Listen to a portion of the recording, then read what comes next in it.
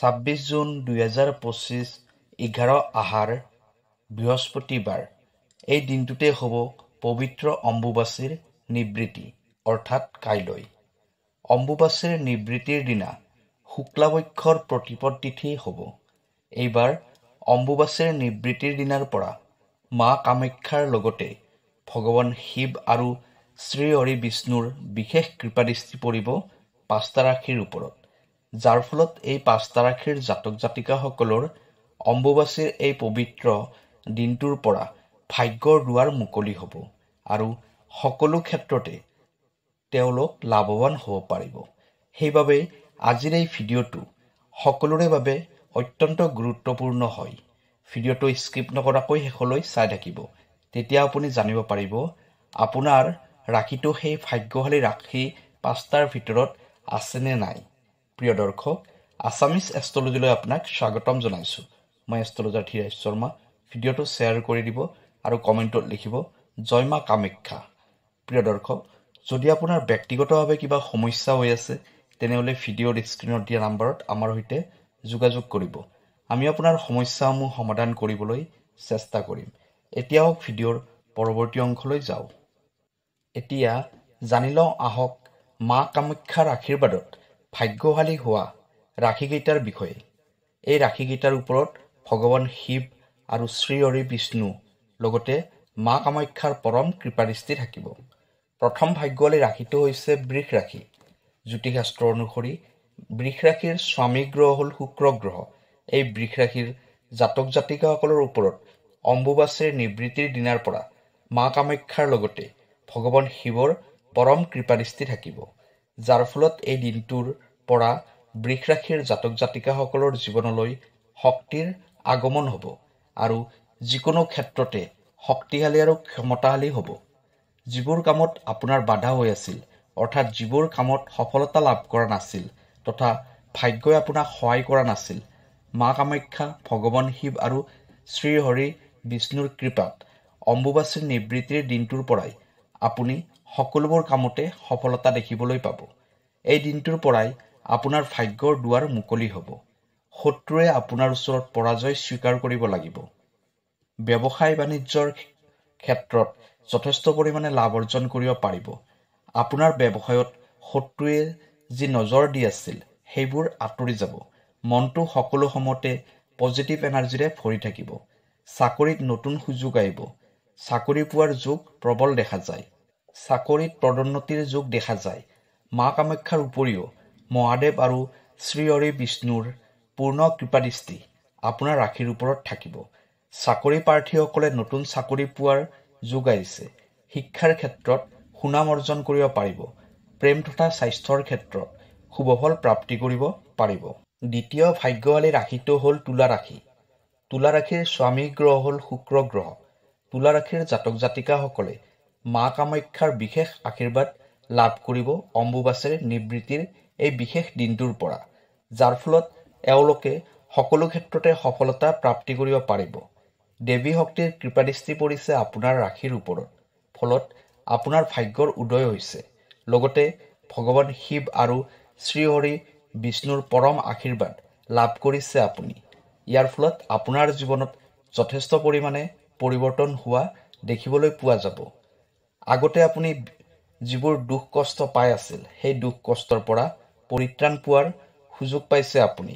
আপোনাৰ ক্ষেত্ৰত নৱগ্ৰহৰ যি বেয়া প্ৰভাৱ পৰিছে সেই বেয়া প্ৰভাৱবোৰ অম্বুবাচীৰ এই দিনটোৰ পৰাই আপোনাৰ জীৱনৰ পৰা আঁতৰি যাব। শত্ৰুৰ পৰা মুক্তি লাভ কৰিব পাৰিব।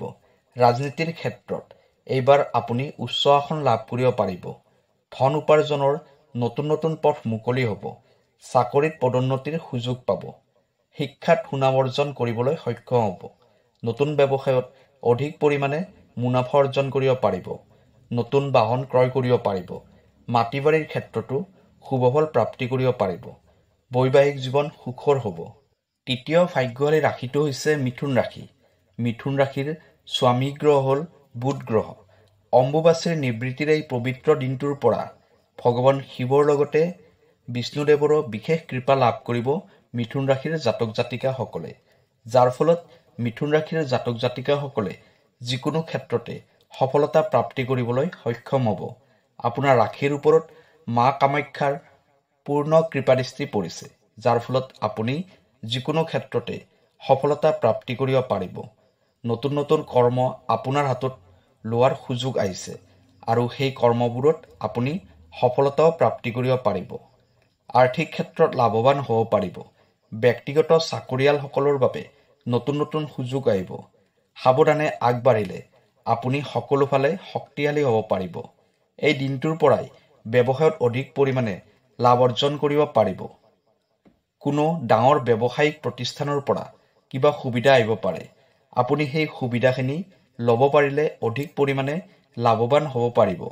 নিজৰ কৰ্মদক্ষতাৰ বাবে সমাজত মান সন্মান বৃদ্ধি হ'ব। শত্ৰুৱে আপোনাক যি মনোকষ্ট দি আছিল তাৰ পৰা পৰিত্ৰাণ পোৱাৰ পূৰ্ণ আশা দেখা যায়। শিক্ষাৰ ক্ষেত্ৰত ভাল ফল দেখুৱাব পাৰিব। স্বাস্থ্যৰ ক্ষেত্ৰত শুভ ফল পাব। প্ৰেমত কিছু পৰিমাণে মতানৈক্য হোৱাৰ যোগ দেখা যায়। সন্তানৰ পৰা মনত আঘাত পোৱাৰ যোগ আছে। দাম্পত্য জীৱন সুখৰ হ'ব মা কামাখ্যাৰ আশীৰ্বাদত। চতুৰ্থ ভাগ্যশালী ৰাশিটো হ'ল ধনু ৰাশি। ধনু ৰাশিৰ স্বামী গ্ৰহ হ'ল বৃহস্পতি গ্ৰহ।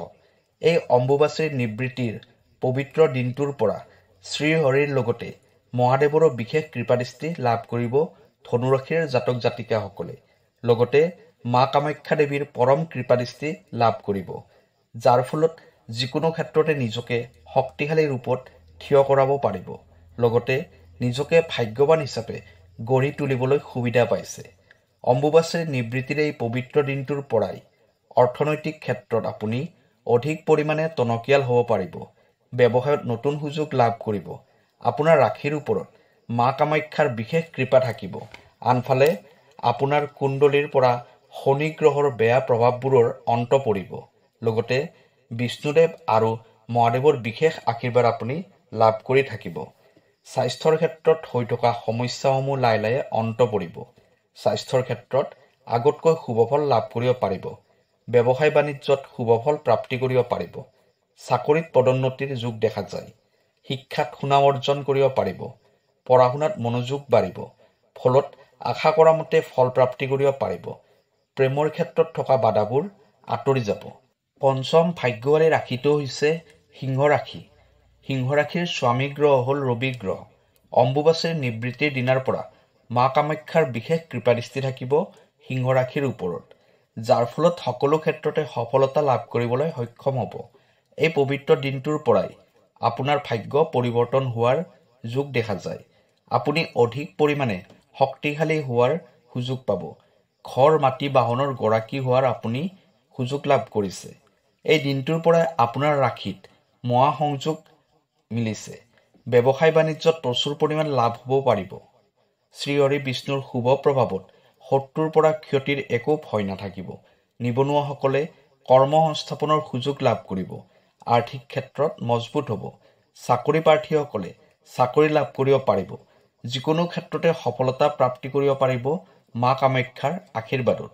বহুত দিনৰ পৰা মনতে পুহি ৰখা কিছু আশা পূৰ্ণ হ'ব এই পবিত্ৰ দিনটোৰ পৰা। স্বাস্থ্যৰ ক্ষেত্ৰত শুভফল প্ৰাপ্তি কৰিব পাৰিব।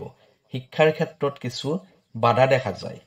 প্ৰিয় দৰ্শক, অম্বুবাচীৰ নিবৃত্তিৰ দিনাৰ পৰা মা কামাখ্যাৰ আশীৰ্বাদত এই 5টা ৰাশি হ'ব অত্যন্ত ভাগ্যশালী।